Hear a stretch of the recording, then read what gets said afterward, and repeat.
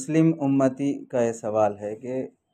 مسئلہ یہ ہے کہ بچے پیدا ہوئے اور فوت ہو گئے، اس بارے میں بتا دیجئے کہ کیا کرنا چاہیے زندہ میں اور مردہ میں۔ اس میں ایک بات کا تو جواب یہ ہے کہ اگر بچے پیدا ہونے کے بعد اگر انتقال ہو جاتے ہیں تو پہلی چیز یہ ہے کہ انتقال ہونے پر چاہے وہ بچہ ہو چاہے بڑا ہو، صبر کرنا چاہیے، شکایت والی زبان نہیں ہونی چاہیے۔ اور یہ بچے جو پیدا ہونے کے بعد انتقال ہو جاتے ہیں، بعض احادیث کا خلاصہ یہ ہے کہ یہ کل قیامت میں ہمارے لیے اجر کا اور جنت کے لیے ذخیرے کا اور ہمارے لیے سفارش اور نجات کا ذریعہ بنیں گے۔ اور ایک حدیث میں اللہ کے نبی علیہ السلام نے فرمایا کہ بچہ جب انتقال ہو جاتا ہے تو اللہ تعالیٰ فرشتے سے یہ پوچھتے ہیں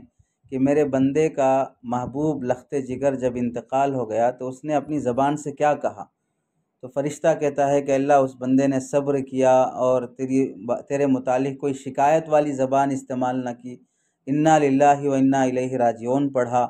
تو اللہ تعالیٰ یہ فرماتے ہیں کہ میرے بندے کے لیے اس صبر پر جو میں نے اس کے محبوب چیز کو اس سے لے لیا ہے، جنت میں اس کے لیے ایک بیت الحمد بنا دو، ایک محل بنا دو جس کا نام رکھا جائے بیت الحمد، اور اس باپ کے لیے وہ جنت کا محل دیا جائے گا۔